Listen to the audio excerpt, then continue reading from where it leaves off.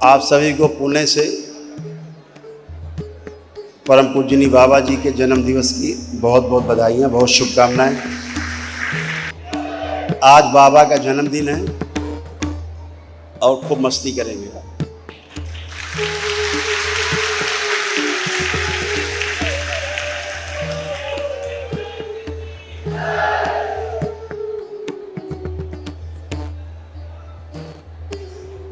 परम पूजनीय बाबा जी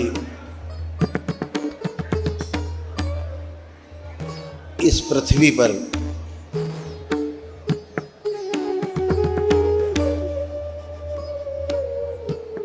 पूरे 111 वर्ष रहे।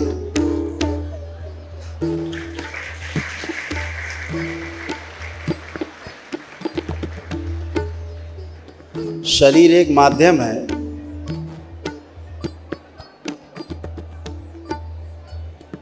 जिसके द्वारा व्यक्ति जन्म लेकर के अपने भोग काटता है, और शरीर एक माध्यम है जिसके द्वारा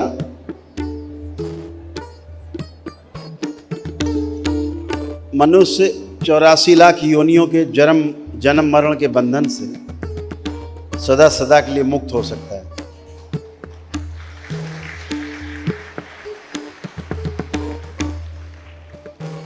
अन्यथा मनुष्य योनि सबसे ज्यादा निकृष्ट योनि है, सबसे निचली योनि।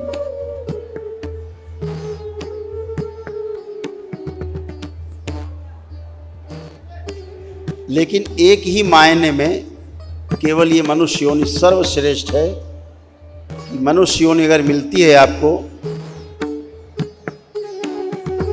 तो आप अपने साथ साथ हजारों लाखों लोगों को भी स्वयं 84 लाख योनियों के बंधन से मुक्त होते हैं और दूसरों को भी 84 लाख योनियों से बंधन से मुक्त होने के लिए प्रेरित कर सकते हैं।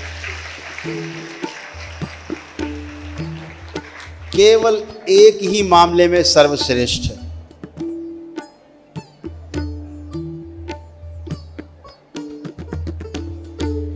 तो परम पूजनीय बाबा जी ने पूरे 111 वर्ष इस पृथ्वी पर लगाए।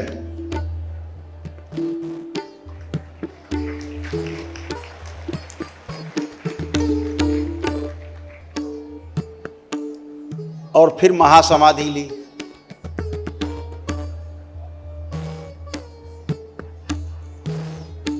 महासमाधि उसी को प्राप्त होती है जो ज्ञान को उपलब्ध हो चुका होता है।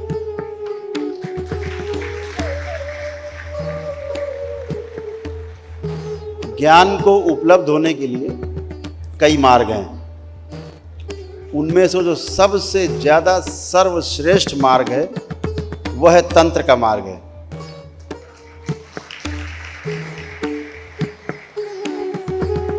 सबसे ज्यादा प्रभावशाली, सबसे ज्यादा शक्तिशाली और सरलतम मार्ग तंत्र के माध्यम से मुक्ति पाने का है।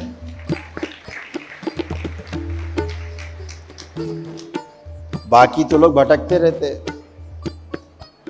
परिवार परंपरा के लोग, गुरु परंपरा के शरीर छोड़ चुके लोग सूक्ष्म में रहते ही हैं, सबकी अपनी अपनी करनी, अपनी अपनी भरनी।